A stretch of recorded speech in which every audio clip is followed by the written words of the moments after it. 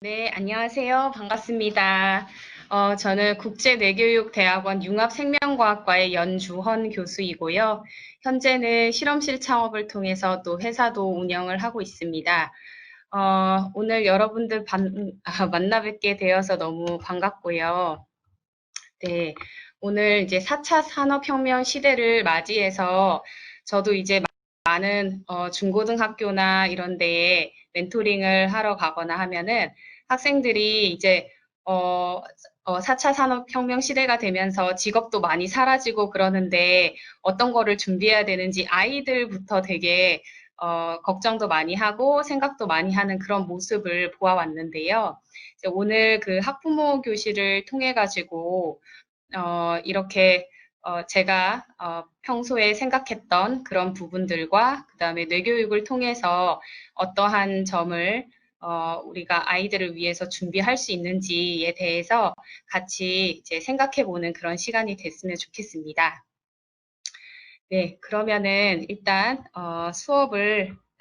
강의를 진행을 해 보려고 하는데요. 네, 네. 오늘 4차 산업혁명 시대에 필요한 과학 인재라는 주제로 같이 한번 생각해 보는 시간을 갖도록 하겠습니다. 네, 4차 산업혁명 시대에 대해서는 너무도 많이 들어서 사실은 어머니들께서 저보다도 더 많이 아시는 분들도 있으리란 생각이 드는데요. 먼저 4차 산업혁명 시대는 도대체 어떤 거를 말하는지 저희가 간단하게 하나씩 짚고 넘어가 보도록 하겠습니다. 네, 먼저 그 4차 산업혁명 시대의 가장 큰 키워드가 이제 인공지능이라고 할 수 있는데요. 이 인공지능이 대두가 되면서 사실은 인공지능이라는 것은 옛날부터 많이 논의가 되어 왔지만 그 이세돌과 인공지능의 어떤 그 바둑 대결을 통해서 우리나라의 이제 대부분의 사람들이 이 4차 산업혁명에 대해서 관심을 갖게 되고 인공지능이라는 것이 우리랑 동떨어진 게 아니라 실제로 우리 삶과 굉장히 밀접한 관련이 있을 수도 있겠다라고 생각하기 시작한 그 계기가 되었습니다. 그래서 이렇게 인공지능이라는 것이 이제는 우리 생활 속으로 벌써 들어왔다고도 할 수 있는데요. 먼저 인공지능이 의사를 대신한다라는 이 얘기에 대해서 좀 같이 생각을 해보자면은 일단 기존에 이제 병원에서 우리가 의사들이 이렇게 진단을 하거나 이제 치료를 하거나 했었는데 이 인공지능이라는 어떤 프로그램을 통해서 기존의 의사들이 하던 그런 어떤 진단 분야를 훨씬 더 정확도 높게 할 수 있다라는 그런 장점이 있고요. 실제로 어떠한 병원에서 이 프로그램을 도입을 해가지고 암 진단을 했더니 이렇게 정확도가 굉장히 높았다라는 보고가 있었습니다. 그런데 또 그렇다면은 그러면은 이제 의사도 다 사라지나 이렇게 생각할 수 있는데 아직 그 정도의 단계는 아니고 이 인공지능이라는 것은 어떤 큰 이제 데이터를 바탕으로 판단을 하는 것이기 때문에 여러분들이 아마 빅데이터라는 단어도 들어보셨을 텐데 그러한 데이터 기반으로 해야 되는데 만약에 데이터가 부족하면은 이러한 정확도가 또 떨어지기 때문에 아직까지는 그런 데이터가 많이 구축되어 있지는 않아서 물론 당연히 이제 의사들의 그 필요성이 아직 높고요.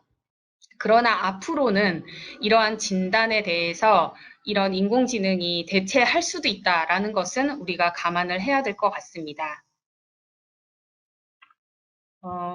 그리고 다음 페이지에서 뿐만 아니라 우리가 생각하지 못했던 예를 들어서 뭐 변호사의 업무도 인공지능이 할 수 있는데 기본적으로 우리가 생각할 것은 모든 데이터화된 것들은 다 인공지능으로 대체가 가능하다라고 생각을 하시면 됩니다. 예를 들면은 변호사들이 어떤 법률 데이터를 분석하고 어떤 방향으로 변호를 할지 뭐 이런 거에 대한 기존의 판례나 뭐 이런 것들을 보게 되는데 그런 데이터가 다 이제 프로그램으로 해서 그 빅데이터 속에 있다면은 그냥 프로그램을 돌려가지고 어떠한 그 100만 건 분량의 법률 데이터를 분석해서 승소 확률까지도 계산할 수 있는 그 시간이 굉장히 짧아진다라는 겁니다. 그래서 이러한 인공지능이 뭐 변호사도 이제 대체를 할 수 있지 않나 하는 그런 생각도 하고 있고요. 다음 페이지로, 네, 인공지능을 이용한 자율주행차나 드론 같은 경우에는 우리가 가장 실생활에서 좀 밀접하게 접하고 있는 그런 분야라고 생각을 합니다. 일단 그 자율주행차 같은 경우에는 아직은 이제 우리나라는 워낙 땅이 좁고 그 다음에 차량이 많기 때문에 이거를 처음 시도하기는 조금 쉽지 않은데 좀 땅이 넓고 그 다음에 도로가 한산한 뭐 이제 미국이라든지 호주라든지 이런 쪽에서는 이 자율주행차를 가지고 실제로 활용을 하고 있고요.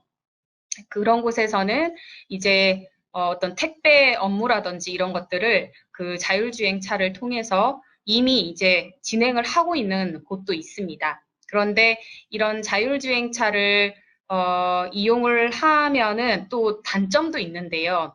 예를 들어서 이런 자율주행차끼리 어떤 사고가 났을 때 그런 책임은 누가 질 것인지, 뭐 그 자율주행차를 만든 회사가 질 것인지, 아니면은 뭐 프로그램 개발자가 질 것인지, 그리고 또 이렇게 어떤 즉각적인 판단을 해야 할 때 이게 그 프로그램 상에 입력이 되어 있지 않으면 그 인간들은 사실 직관적인 어떤 판단을 할 수가 있지만 인공지능은 그런 것들은 아직 부족하기 때문에 그런 문제들, 그 다음에 뭐 윤리적인 문제들, 이런 문제들이 아직도 이제 많이 있습니다. 즉, 인공지능이 굉장히 많이 생활화됐고, 많은 사람들이 이제, 곧 어떠한 위기가 닥치지 않을까라고 걱정을 할 정도로 그렇게 많이 퍼지긴 했지만, 아직까지 이제 뭐 윤리적이거나 철학적이거나 그런 문제까지는 정립이 안 된 상태여가지고 이제 그런 부분에 있어서 굉장히 많은 사람들이 많은 분야에 있어서 서로 논의를 하는 게 필요한 그런 상황이라고 할 수 있습니다. 그리고 드론 같은 경우에도 굉장히 많이 쓰죠. 여러분들 그냥 방송 같은 거 보시면은 위에 이제 드론 가지고 막 촬영한 그런 것들, 영상들도 굉장히 많이 나오고, 그래서 저도 얼마 전에 이제 관련된 영상을 찍으면서 드론으로 촬영하는 그런 거를 보기도 했었는데, 뭐, 이 드론을 가지고 택배 업무도 할 수 있고, 뭐, 군사적인 이유로도 쓸 수 있고, 다양하게 쓸 수 있지만, 이게 어떤 뭐, 개인의 사생활을 침해한다거나, 아니면은 뭐 정확도가 어떻게 되는지, 그리고 드론에 의한 어떤 사고가 났을 때는 어떻게 책임을 질 건지 하는 그런 어떤 문제에 대해서는 아직도 굉장히 활발하게 논의가 되고 있다고 보시면 될 것 같습니다. 네. 그래서 이 전반적인 인공지능을 이용한 4차 산업혁명 시대를 이제 많이 우리가 접하게 되고 이야기를 많이 듣게 되는데, 많이 그렇게들 질문하세요. 이제 이렇게 인공지능이 생활화되면서 당장에 막 직업에 어떤 변화가 있고 이렇게 되나 하고 걱정을 하시는데, 점차적으로는 계속적으로 변화는 하겠지만, 뭐 당장에 모든 것을 대체할 만큼의 그런 수준은 아직은 아니라고 생각을 하고, 그리고 이게 이제 생활화 되려고 한다면은 아까 말씀드린 여러 가지 이제 어떤 한계점이라든지 어떤 문제가 발생했을 때 어떻게 해결할 것인지 윤리적인 문제라든지 이런 것들은 아직 굉장히 많이 산적해 있다라고 보시면 좋을 것 같습니다. 일단 그 4차 산업혁명 시대의 인공지능이 가장 중요한 부분이기 때문에 제가 이 부분에 대해서 이제 일반적으로 우리가 생활하는 거하고 관련지어서 좀 말씀을 드렸습니다. 다음으로는 이제 약간 생물적인 부분에 대해서 말씀을 드리려고 하는데요. 예전에는 우리 인간의 장기나 이런 것들은 그냥 다 생물학적인 것이고, 그냥 자연적으로 만들어진 것이다 라는 생각이 굉장히 많아서 이것을 뭐 인간이 만들어낸다거나 이런 것들은 사실 상상을 하지 못했었습니다. 그런데 제가 이제 연구하는 그 나노바이오 공학 분야도 그렇고, 이제 많은 분들이 이제 이런 인간의 장기화도 이제 자동화된 시스템이다라고 보시는 경우가 굉장히 많고요. 그래서 이 인간의 장기가 이제 동물 실험을 대체할 수 있는 치비의 장기라는 어떤 개념으로 어떤 약물을 테스트한다거나 하는 그런 용도로도 굉장히 많이 이제 발전을 하고 있습니다. 그래서 이제는 아까 전에 말씀드렸던 인공지능, 일종의 이제 소프트웨어 시스템뿐만 아니라 이제 하드웨어에 해당되는 우리 몸의 장기 이런 것들도 사실은 사람들이 이제 모방을 하고 있고 그거를 통해 가지고 뭔가 기존에 꼭 그런 생물학적인 무엇인가가 있어야만 된다고 생각했던 데서 좀 벗어나서 이거를 약간 기계화된 시스템으로 보는 그런 경향까지 이제 확장이 되고 있습니다. 뒤에 또 슬라이드를 한번 보시면은 이제 이런 거를 통해 가지고 뭔가 인공 조직이나 인공 장기를 만드는 그런 기술로까지 이게 굉장히 기술이 발달을 하고 있는데요. 예를 들면은 조금 재밌는 예를 하나 보여드리면은 여기 이제 슬라이드 오른쪽에 보시면 뭔가 시금치 잎같이 생긴 그런 부분이 있는데 네. 그러면 되나? 아니군요. 네. 그런 부분이 있는데요. 어떤 시금치 잎 속에 있는 이제 식물 세포죠. 그거를 다 이제 제거를 하고, 그리고 여기에다가 이제 동물 세포를 넣어가지고, 마치 시금치 잎이 어떤 이제 심장 세포를 넣으면 심장처럼 이렇게 만들고, 그 다음에 그 잎 안에서 이제 영양분을 전달하는 그런 인맥 같은 경우에는 마치 혈관처럼 영양분을 공급할 수 있는 그런 혈관처럼 이렇게 작용을 해서 이런 어떤 식물의 잎을 사람의 심장 그 장기와 비슷하게 이렇게 만들려는 그런 시도도 있고요. 네. 그리고 뭐 그것뿐만 아니라 이제 하나하나씩 장기를 어떤 모방을 하고 이제 인공 장기를 만들려는 그런 노력이 있는데 그중에서도 이제 가장 어렵게 보는 것이 바로 이제 뇌입니다. 그래서 뇌라는 것은 워낙에 이제 복합적인 어떤 기술이 필요하고 굉장히 복잡한 시스템이기 때문에 이제 이것까지도 사람들이 한번 구현을 해보려고 많은 시도를 하고 있을 정도로 이렇게 인공 조직이나 인공 장기 기술도 굉장히 급속도로 지금 발전을 하고 있습니다. 이렇게 전반적으로 보시면은 이게 굉장히 과학적인 어떤 기술이라든지 아니면은 과학의 발전이 우리가 모르는 사이에도 계속적으로 이렇게 이루어져 있구나 하는 것을 좀 느끼시면은 되게 좋을 것 같습니다. 제가 이런 나노바이오 공학이라든지 아니면 최근에 이런 기술에 대해서 이야기를 하면서 학생들한테 이제 질문하는 것들이 있는데, 네, 우리 학부모님들께도 한번 질문을 하고 싶어요. 이렇게 사람들이 인공지능을 만들고, 그 다음에 어떤 인공장기를 만들고, 이렇게 하는 최종의 목적이 무엇일까요? 네. 한번 우리가 좀 생각을 해볼 필요가 있는 것 같아요. 그러니까, 이거를 왜 만들까? 그냥 기술이 발전을 하기 위해서 그냥 연구자들이 하는 것일까? 아니면은 근본적으로 사람들이 이러한 4차 산업혁명 시대를 통해 가지고 구현하고자 하는 목적이 무엇일까? 제가 이런 질문을 많이 하게 되는데 1차적으로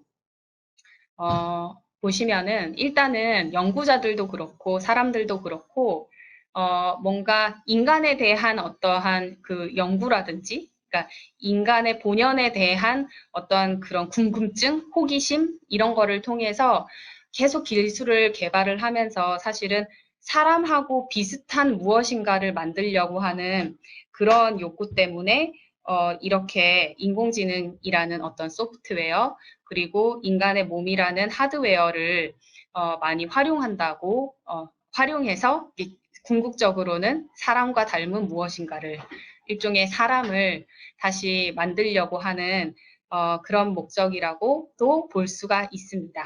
그래서 사실은 이제 이런 이야기를 하면은 학생들도 굉장히 놀라는데요.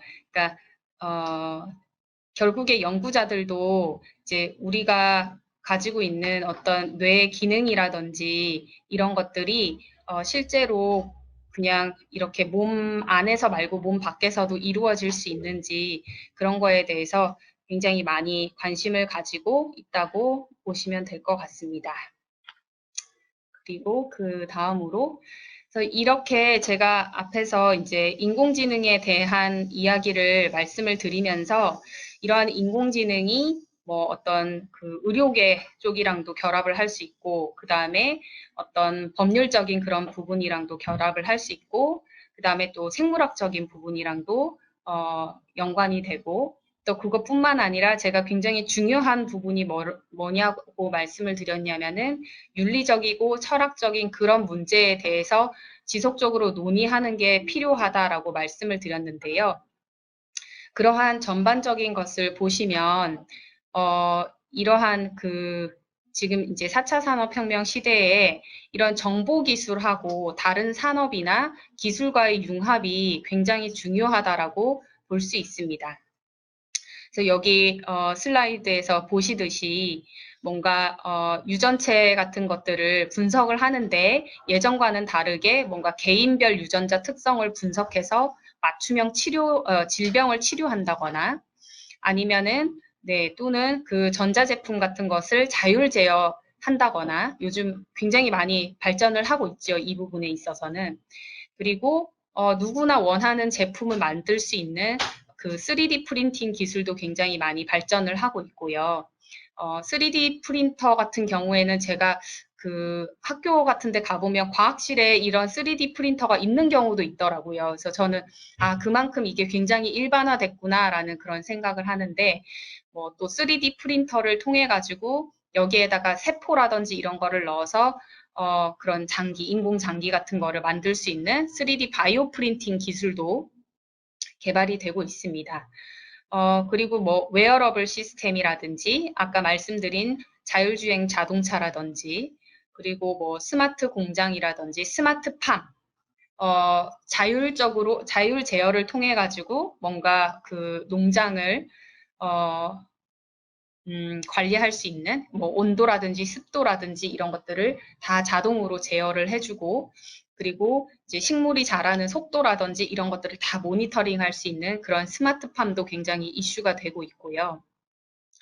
그리고 이제 궁극적으로는 어떤 청소나 요리나 육아나 간병 같은 데에 이제 특화된 그런 감성형 가사 로봇도 보편화될 거라고 이제 이야기들을 많이 하고 있습니다. 즉, 이 전체적인 것을 보시면은, 뭔가 이 인공지능이라는 어떤 소프트웨어랑, 그 다음에 우리 생활에 뭔가 필요한 하드웨어적인 것들이 이게 융합이 되는구나라는 것을 이제 보실 수가 있을 것이고요. 그리고 이것뿐만 아니라 이제 뭔가 디자인적인 요소라든지, 그 다음에 이제 사람들이 사용하기 편리한 그런 어떤 그 시장성이라든지 이런 것까지 다 이제 융합이 되면서 사실은 어쩌면은 굉장히 이게 뭔가를 하나를 탄생시키는데 굉장히 복잡한 어떤 기술과 아이디어와 모든 것의 집합체가 되어야 되는 그런 세상이지 않나라는 생각이 듭니다. 네, 그래서 여기까지는 저희가 이제 4차 산업혁명 시대 전반에 대한 것을 이제 말씀을 드렸고요. 그러면은, 이렇게 이제 점점, 바뀌어 가고 있는데요, 세상이. 그러면서 도대체 그러면 우리가 아이들을 어떻게 키워야 되고 어떤 인재로 이제 성장을 시켜야 될지에 대해서 한번 좀 고민을 할 필요가 있을 것 같습니다. 저도 지금 그 중학교 3학년짜리 아이가 있는 엄마로서 사실은 앞으로 미래에서 우리 아이가 정말 필요한 사람이 되기 위해서는 어떤 것을 준비해야 될까 하는 고민을 저도 많이 하곤 합니다. 그 중에서 가장 중요한 것은 지금 여기도 적혀 있지만 창의 융합 인재라는 것이 그냥 말뿐이 아니라 진짜 체화된 어떤 창의 융합 인재가 중요하다라는 생각을 하는데요. 그러면은 창의 융합 과학 인재라는 무엇이고 또 그러한 과학 인재로 성장을 하기 위해서는 어떤 것이 필요한지에 대해서 또 살펴보도록 하겠습니다. 네, 저의 좀 경험을 먼저 말씀을 드리자면은요, 저는 그 학부 때는 생물을 전공을 하고 그런 다음에 막연하게 이제 생물 실험은 재미가 있기는 했는데 계속 반복적인 어떤 이제 특별한 아이디어나 이런 거 없이 그냥 막 반복해서 하는 그런 실험을 하다가 아, 이거는 아니다라는 생각이 들어서 한번 이제 그 전공을 바꾸게 됩니다. 그게 바로 이제 카이스트 바이오민 뇌공학과를 들어가면서부터인데요. 이 초반에는 카이스트 바이오 시스템학과였는데 이 학과가 이제 전국에서 가장 처음으로 융합 어떤 전공을 시도한 학과라고 할 수 있습니다.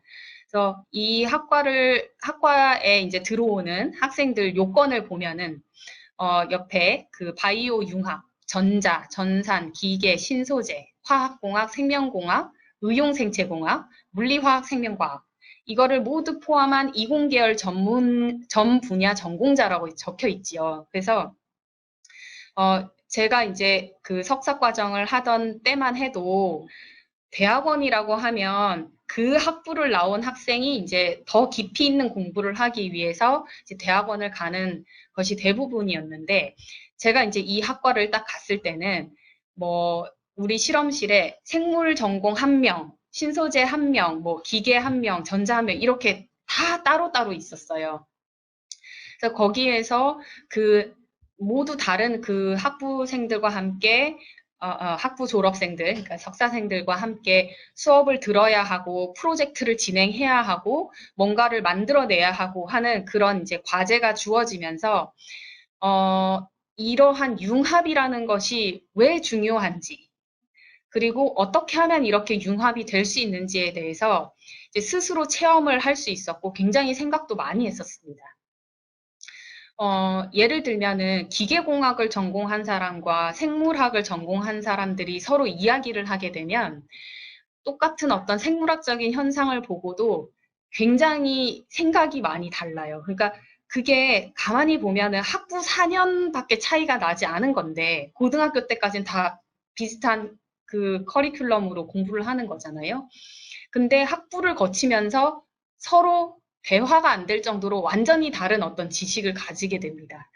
그래서 그거를 보면서 어떤 면에서는 제가 공부를 하면서 한 번도 의문을 갖지 않았던 것에 대해서 그 기계공학을 전공한 학생이 물어보기도 하고요. 그러면 나는 그런 질문을 한 번도 한 적이 없는데 그건 당연하다고 생각했었는데 굉장히 놀랍기도 했고요. 그리고 또 그 기계공학을 전공하는 학생에게 제가 생물학적인 어떤 지식을 전해주면서 이거를 최대한 쉽게 전해주려다 보니까 그게 완전히 제 것이 되어야 했고요. 그러다 보니까 둘이서 같이 공부를 하면서 저는 기계적인 어떠한 그 사고를 익히게 됐고, 그 상대의 친구는 생물학적인 그런 지식을 익히게 되면서 이제 둘 다 생물과 기계에 대해서 전체를 아는 그런 사람들이 되어가는 것을 제가 경험을 했습니다. 그러고 나서 이제 또 세월이 흐르면서 최근에는 예전에는 이제 이공계에서 장벽을 없애는 그런 수준이었다면은 이제는 인문학과 이공계의 장벽도 없애고 융합적인 어떤 교육 과정을 운영해야 한다라는 것으로 지금 교육 과정이 계속 바뀌고 있는데요. 제가 그 공부를 하면서도 이런 것들이 굉장히 필요하다라는 생각이 들었었습니다. 예를 한번 들어드릴게요. 네.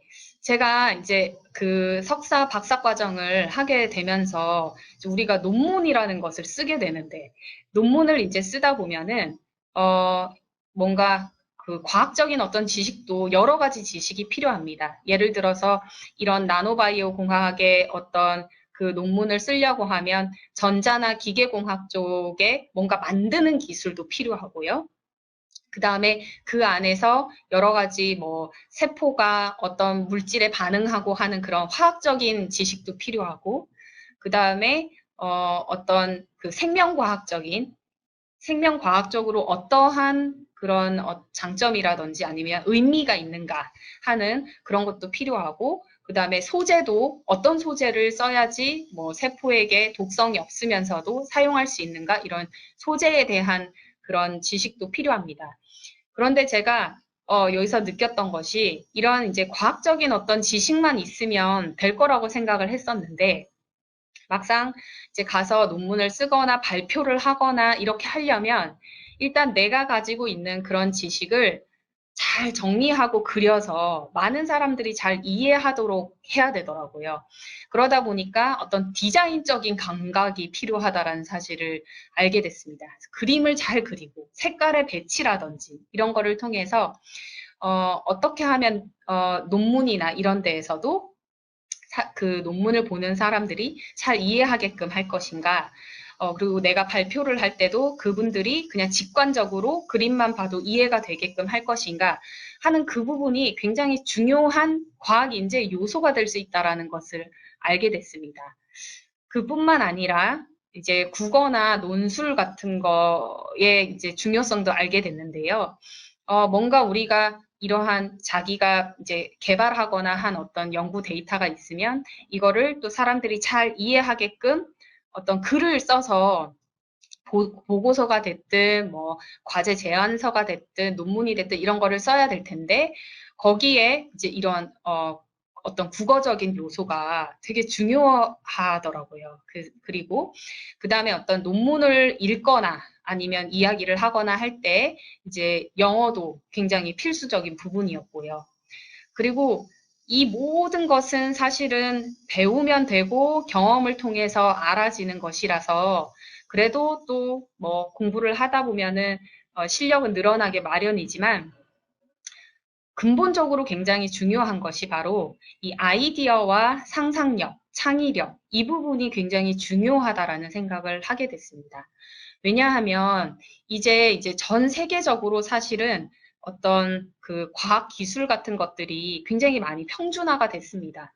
예전에는 무조건 막 유학을 갔다 와야 되고 막 그렇게 했지만, 최근에는 우리나라도 충분히 이런 과학기술이 발달되어 있어서 이제 국내에서 뭐 공부를 하거나 한 사람들도 얼마든지 좋은 논문, 그런 것들, 좋은 결과를 낼 수 있는 그런 시대가 되었는데요.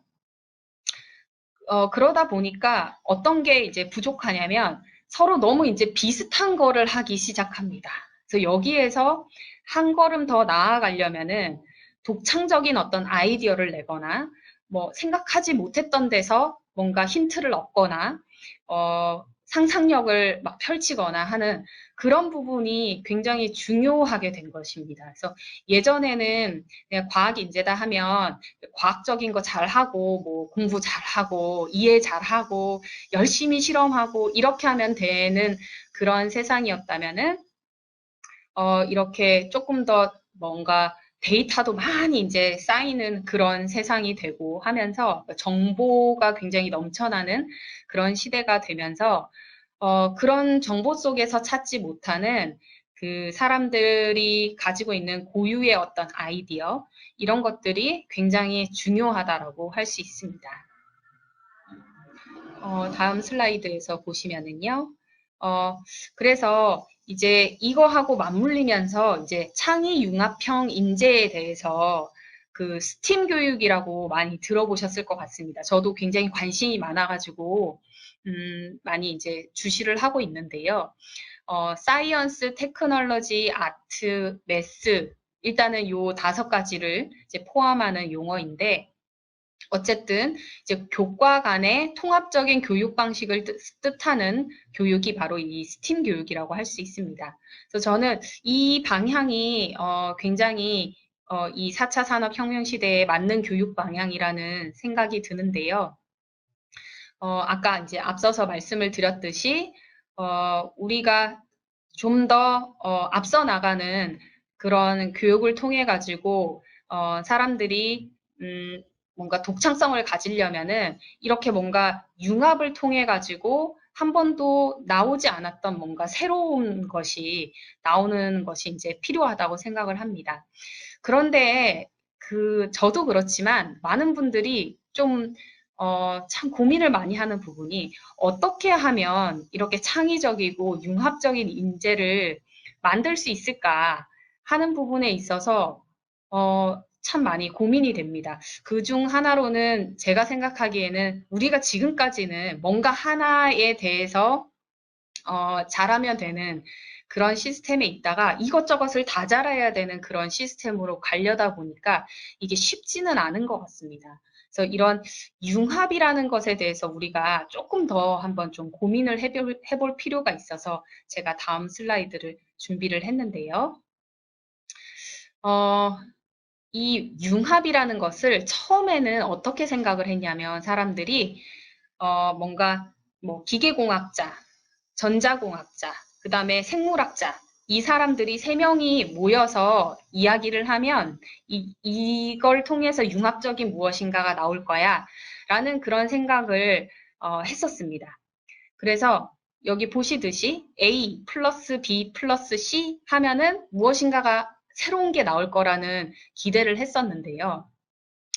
근데 이렇게 저도 이제 이렇게들 많이 얘기를 해보지만 완전히 다른 분야의 사람들이 그냥 모여만 있다고 해서 이게 진정한 융합이라고 하기는 어려운 것 같습니다. 이것은 그냥 일종의 물리적인 융합, 그냥 모여진 어떤 것이라고 볼 수 있을 것 같습니다. 그런데 사실은 진정한 융합이라는 것은 A 더하기 B 더하기 C가 아니라 A 곱하기 B 곱하기 C가 되어야 된다고 생각을 합니다. 즉, 이 모든 것들이 완전히 어떤 경계를 허물고 하나가 되어야만, 즉 화학적인 어떤 융합이 일어나야만 어떠한 시너지가 나올 수 있다고 생각을 합니다. 그러면 나는 A만 알아. 저 사람은 B만 알아. 또 이 사람은 C만 알면 서로 이 대화가 되지를 못합니다. 그러니까 각자의 이야기를 하고 각자에 맞는 어떤 기준이 만족이 되지 않으면 융합이 될 수가 없는 거예요. 그래서 굉장히 중요한 것은 A도 B, C를 조금은 알고 B도 A, C를 조금은 알고 C도 A, B를 조금은 알고 있어야 내가 알고 있던 이것은 이만큼이었는데 조금 더 깊이 있게 가니까 이런 부분이 있네. 그러면은 이렇게 아이디어를 낼 수 있겠다라는 것이 그 사람한테서도 이제 있어야 된다라는 것이죠. 그냥 내가 아는 부분은 이 부분인데 아이디어를 내봐 이렇게 하는 것이 아니라 내가 아는 부분이 이 부분인데 나는 이런 게 있으면 좋겠어 라고 하면 그 사람이 또 그거를 듣고 그렇다면 여기에다 이거를 또 더하면 어떨까? 그리고 거기에서 또 다른 사람이 그런데 이거에다가 이것만 제외하면 더 좋을 것 같아. 이런 식의 대화가 되어야 이게 진짜 융합이고 뭔가 셋이서 각자는 생각하지 못했던 무엇인가가 나올 수 있는 그런 것이 아닌가 생각을 하고요. 그래서 여기 이제 그 다큐 프라임을 제가 굉장히 재밌게 봤었는데요. 여기에서 나오는 이야기 중에 미래에서 가장 중요시되는 역량은 다재다능함, 높은 회복 탄력성, 그 다음에 유연성이라고 할 수 있다고 얘기했는데 저도 이제 이 말에 동감을 합니다. 그래서 어떤 지식적인 부분에 있어서 하나만 잘하는 그런 사람이 아니라 여러 가지에 대한 어떤 여러 가지를 볼 줄 아는 어떤 눈이 있고 그거에 대한 기본적인 지식을 가지고 있는 그런 인재가 필요한 것이 아닌가 생각을 합니다. 다음 슬라이드에서 보시면은요. 그러면은 이제 다재다능함을 가져야 되는데 쉽지 않지요. 한 사람이 우리가 이제 어떤 시간은 정해져 있고 할 거는 굉장히 많은데 그게 사실은 쉽지는 않은데 가장 기본적으로는 뭔가 최대한 다양하고 많은 경험을 하는 것이 굉장히 아이들한테 큰 도움이 되는 것 같습니다. 그래서 이게 어떤 지식적으로 뭔가를 얻기 위한 그런 경험뿐만 아니라 그냥 뭐 예를 들어 요즘 많이 하시겠지만 요즘 코로나 때문에 좀 힘들지만 여행을 한다거나 뭐 견학을 간다거나 그런 여러 가지 것들, 그다음에 뭐 어디에서 발표를 한다거나 이런 경험들, 그리고 뭐 최근에는 이런 경험이 많이 있을지 모르겠지만 과학적인 것도 그냥 지식적인 게 아니라 어떤 실험을 할 수 있는 실험에 참여를 한다거나 아이들하고 뭔가 팀워크 같은 것을 좀 만들어낼 수 있는 그런 활동을 한다거나 하는 그런 경험들이 굉장히 많이 필요하다고 생각을 합니다. 그래서 도움이 되지 않을 경험은 하나도 없다라고 생각을 하고 있고, 그래서 최대한 다양하고 많은 경험을 어릴 적부터 하는 것이 도움이 되는 것 같고요. 실제로 제가 그 캐나다에서 어떤 제 연구 주제를 가지고 이제 실험을 해야 되는 그런 상황이 있었는데, 일종의 그 기체로 뭔가 움직이는 그런 것들을 만들어야 되는 상황이 있었어요. 근데 제가, 이거를 이제 어떤 식으로 해야 되는지 굉장히 고민을 많이 하다가 저희 아이가 보는 과학 프로그램이 있었는데 거기서 보니까 이제 콜라에다가 멘토스를 집어넣으니까 이게 폭발하는 그 장면을 제가 보았었습니다. 그래서 그거를 보고서, 저거를 활용을 해가지고 뭔가 실험에 응용하면 되지 않을까라는 그런 생각을 해가지고 실험을 실제로 했고, 그렇게 해서 특허를 냈고, 논문을 내고, 이제 그런 경험이 있었습니다. 그런 것처럼 뭔가 이제 이런 실생활에서 그렇게 필요할 것 같지 않다 하더라도 그런 작은 어떠한 그 관찰이라든지 그냥 알게 된 거라든지 이런 것들이 아이들이 나중에 크면서 특히 이제 어떤 과학적으로 어떤 인재로 성장을 하려면은 그러한 여러 가지 이제 사물에 있어서 일어나는 여러 가지 것들을 관찰하고 경험하는 그런 것들이 굉장히 필요하다라는 생각이 듭니다. 그리고 다음으로요. 네, 네. 그다음에 이제 융합은 그런 식으로 다재다능함을 이제 키워나가는 것이 필요하고, 그러면 이제 창의력은 어떻게 높일 것인가 하는 부분에 있어서 저도 되게 많이 고민을 하는데요. 일단은 저를 한번 좀 생각을 해봅니다. 저는 어떨 때 뭔가 새로운 아이디어를 잘 내는지, 그리고 제 주변에 있는 동료들도 어떠한 그 유형들이 이런 굉장히 창의적인 그런 것들을 많이 만들어내는지 그런 것들을 이제 관찰을 해보면, 옛말에 그런 말이 있지요. 아는 자는 좋아하는 자만 못하고 좋아하는 자는 즐기는 자만 못하다라고 하는 그 공자님의 말씀이 참 맞다라는 생각이 드는데요. 일단 연구를 하거나 할 때도 즐거움과 열정이 있는 사람들이 창의적인 아이디어를 진짜 많이 냅니다. 그런데 이거를 그냥 뭐 연구해서 좋은 직장 갖고 뭐 이렇게 그냥 이 시간이 그냥 흘러가면은 뭔가는 나오고 이렇게 되겠지 하고 그냥 그렇게만 생각하시는 분들은 그냥 기존에 있는 거를 따라갈 뿐 뭔가 막 창의적인 무엇인가를 잘 못 내는 거를 제가 관찰을 했었습니다. 그래서 이러한 창의력이라는 것은 일단 기본적으로 뭔가 즐거움이 있고 열정이 있고 뭔가 내가 발전해 나가고자 하는 그런 의지가 있을 때 이게 생기는구나라는 것을 알게 되었고요. 근데 제가 이제 아이들을 데리고 그 뭐 멘토링을 하거나 해보면은 많은 아이들이 뭐라고 얘기를 하냐면 너는 뭘 좋아해? 제가 이렇게 물어보면은 아니, 뭐가 되고 싶어? 이렇게 얘기하면 전 잘 모르겠어요. 엄마는 뭐가 됐으면 좋겠대요. 이렇게 얘기를 하는 경우가 굉장히 많아요. 그래서 너는 뭘 좋아하는데? 그러면 저는 좋아하는 게 뭔지 잘 모르겠어요. 이런 애들이 굉장히 많습니다. 그래서 제가 조금 더 편하게 답을 하도록 한번 이제 유도를 하다 보면은요, 어떻게 얘기를 하냐면, 저는 만드는 거 좋아해요. 아니면 저는 뭐 그냥 예쁘게 그리는 거 좋아해요. 그리고 저는 그냥 뭐 곤충이나 이런 거 움직이는 거 관찰하는 거 좋아해요. 이렇게 대답을 하거든요. 그러면 바로 거기서부터 시작을 하는 거다라는 생각이 들었습니다.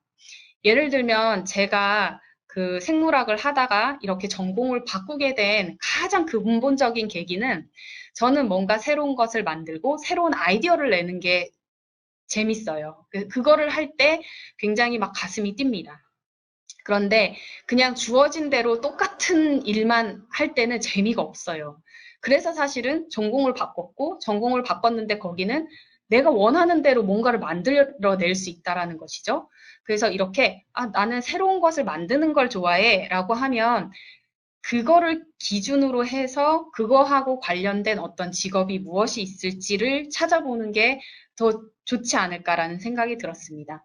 아이들도 그렇고 뭔가 그림을 그리는 걸 좋아한다고 하면 우리는 옛날에는 그냥 그럼 미술 쪽으로 가야 되나 이렇게 생각을 했지만 그렇지 않고 과학 쪽에서도 아까 말씀을 드린 것처럼 디자인을 하거나 하는 것들이 굉장히 이제 중요시 되거든요. 그래서 만약에 아이가 그림 그리는 것도 좋아하고요. 저는 뭐 과학 실험하는 것도 좋아해요. 그러면 이거 두 개를 접목한 어떤 직업이라든지 분야가 무엇이 있을까? 이렇게 찾아보는 것이죠.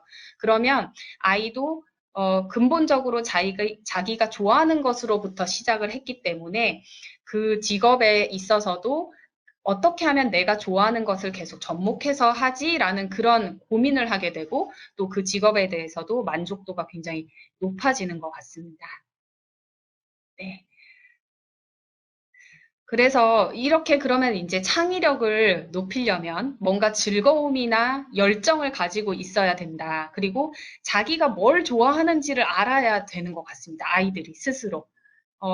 그런 질문을 전혀 못하고 그냥 뭐 내가 그냥 뭐 나는 책 읽는 거를 좋아해요. 이게 무슨 의미가 있을지를 모르다 보니까 이거를 계속 뭔가 직업이랑 연결시키고 내가 앞으로 할 일들이랑 연결시키고 이런 것들을 잘 안 하게 되는 것 같은데 무엇을 좋아하든 간에 그거하고 연결점을 찾는 것은 반드시 할 수 있을 것 같고 아이가 무엇을 좋아하든 간에 그것은 그 아이한테 굉장히 중요한 부분이라는 생각이 듭니다. 근데 이렇게 즐거움이나 어떤 열정을 찾으려고 하면 일단 기본적으로는 이제 그 앞에 슬라이드처럼 뭔가 몸을 쓰거나 하면서 그 어떤 뇌의 힘도 키우는 그런 것들이 필요한 것 같은데요. 일단은 자기 몸에 대해서 뭔가 즐겁고 움직이는 게 즐겁고 한 아이들이 생각을 하거나 할 때도 굉장히 즐거워하고 그다음에 자기한테 떠오른 그런 생각들에 대해서 굉장히 자신감을 많이 가지고 자존감이 굉장히 높아지는 그런 것들을 이제 볼 수 있는데요. 즉 체력을 키우면 뇌의 힘도 커진다. 몸을 사용하는 어떤 활동이 몸을 건강하게 하면서 이제 면역력도 분명히 높이고요. 지금 코로나 시대에 이 면역력이 굉장히 중요하기 때문에 이렇게 면역력도 높이고 또 집중력도 굉장히 높이고요. 왜냐하면 몸을 쓰는 것들이 상당한 집중력을 요하는 것이거든요. 그래서 집중력도 높이고 그리고 뇌의 활용 영역을 확장을 하면서 아마 그런 것들이 많이 있습니다. 연구자들도 뭔가 집중해가지고 하는데 잘 생각이 떠오르지 않거나 방법이 떠오르지 않을 때는 차라리 뭐 이렇게 운동장을 돌고 온다거나 헬스를 한다거나 뭐 이런 식으로 하다 보면은 갑자기 문득 이제 아이디어가 떠오르거나 하는 그런 경우들이 있거든요. 그러니까 이런 식으로 뭔가 체력적인 부분도 굉장히 뒷받침이 되어야 되는 그런 부분이 있고요. 그 다음으로 이렇게 뭔가 몸을 쓰거나 아니면은 뭐 명상을 한다거나 이렇게 어떠한 자기만의 어떤 시간을 가지면서 자기를 관찰하고 자기에게 집중하는 그런 힘을 키우는 것도 굉장히 중요하다라는 생각을 합니다. 그래서 사실은 이제 뇌교육을 통해 가지고 몸을 움직이는 거, 그 다음에 그런 동적인 거, 그리고 또 뭐 명상을 한다거나 이제 뭔가에 집중해서 자기 내면에 좀 집중할 수 있는 그런 시간을 갖는 것이 굉장히 중요하다라는 생각이 들고요. 실제로 지금 미국에 있는 여러 그 연구자들은 실험실에서 어떤 뭐 요가를 한다거나 명상을 한다거나 이렇게 단체로 이렇게 하는 경우들이 되게 많이 있습니다. 왜냐하면은 그런 아이디어나 이런 것들을 어떤 풀리지 않는 실험을 하다 보면은 이 방법 저 방법을 다 동원해도 풀리지 않은 그런 문제가 있을 때 차라리 그런 거를 잠깐 스탑을 하고 그냥 뭐 요가나 뭐 이런 것들을 통해 가지고 자기한테 집중을 하고 다시 그 일을 보면은 뭔가 해결할 방법, 아이디어 같은 게 떠오른다라는 그런 이야기를 제가 동료들한테도 많이 들었었거든요. 그래서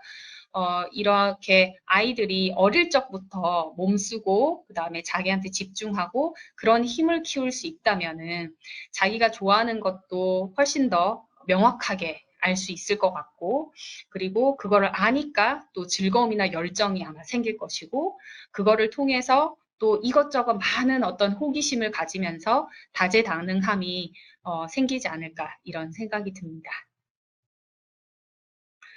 네, 그리고 이렇게 뭔가 창의적이고 융합적인 그러한 인재가 만들어졌다 해도 또 굉장히 중요한 것은 배우고 성장하는 삶을 선택하는 것이 굉장히 중요하다라는 생각이 듭니다.